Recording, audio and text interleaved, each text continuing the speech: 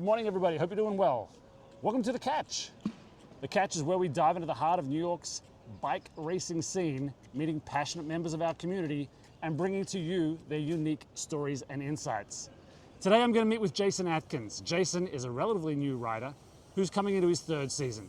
Jason's a Cat 4 rider and he races for the CRCA Major Taylor Development Team.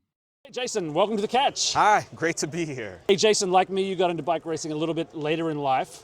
What brought you to racing bikes? I got into racing bikes because I was encouraged to race bikes. I got my first bike pretty late. My dad convinced me to get a road bike. He knew that I wanted one.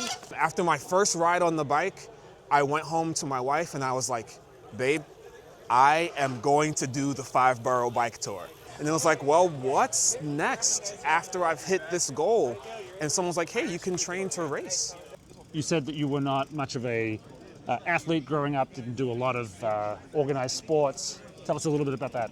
I'm from Brooklyn, New York. I had hoop dreams as a kid. I wanted to be in the NBA, but I had my first knee surgery as a freshman in high school and my second knee surgery 6 months after the first one. And my surgeon, a guy here from New York, told me, like, you're not built to be an athlete, so you got to like stop playing sports. And at the time, I didn't want to believe him.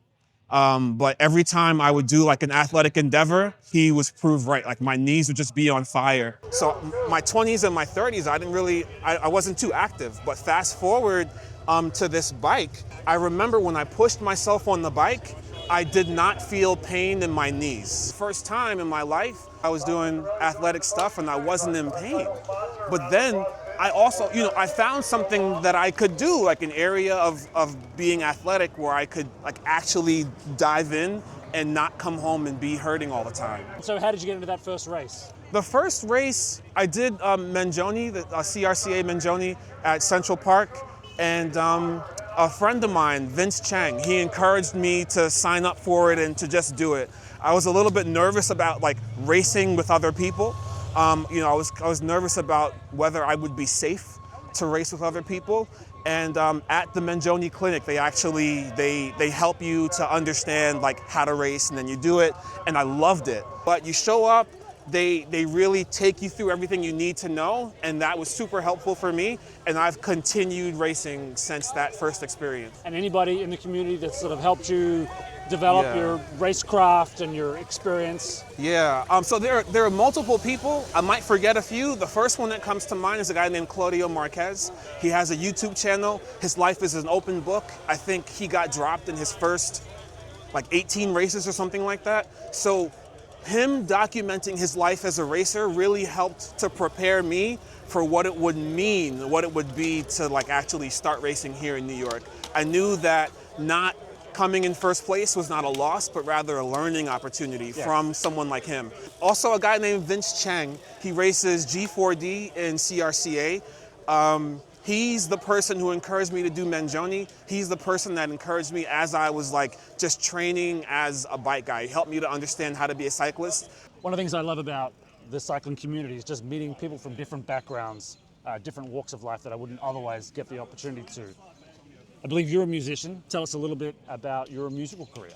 I started playing bass guitar in college, in my freshman year of college, and I have not stopped. So I'm a musician in the New York City scene. I do like studio gigs, I do live shows. I was in a 9-piece Stevie Wonder tribute band. I started it when I was in grad school back in 2010. We had an amazing singer, great times, fun band. Now, like I play at my church maybe like once a month, and then I have a lot of fun doing that. You meet a lot of people. In addition to cycling, you've got a wife, 2 kids. How do you balance the training, racing? Tell us a little about maintaining balance in your life. Yeah, that's been a big challenge for me. But the way that I approach it is I do my training super early in the morning. If you're on Strava, you see that I'm doing my training rides like 4 a.m., 5 a.m. My goal is to get it done, to be showered, and to be ready to be a dad by like 6:30. All right, we raced here in Prospect Park today, but Prospect Park or Central Park, which one's your favorite race course? Central Park is my favorite race course, honestly. I love it, and they're paving it. The race we did there last week was amazing. Like I just loved like hitting that smooth section of pavement. pavement, and then to know in another few weeks it'll be even smoother. I'm looking forward to it, man. All right, what are your next races coming up? What are your goals for the season? My next races, I think I'm gonna do Mangione, whatever shows up here for LNC and Verge. I'm definitely gonna do all the CRC races this season. My goals in the races are just to race smarter. My goal is to conserve energy, to make moves when it makes sense. Thank you, Jason, for taking a little bit of time to share with us a little bit about you, who you are, and what bike racing brings to your life. Any last tips for anyone interested in bike racing but not sure where to start? Number one, do it. You're gonna have a lot of fun. Today was a lot of fun. But in terms of preparing yourself, if you're nervous about it, start with group rides.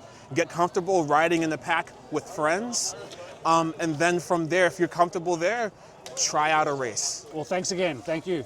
Rod, pleasure to meet you. Thank you for joining me on The Catch. If there's somebody you think is interesting that other people should meet, let us know in the comments. Don't forget to like and subscribe and hit that notification button so you get these when they come out. Thanks for watching, and I'll see you out there.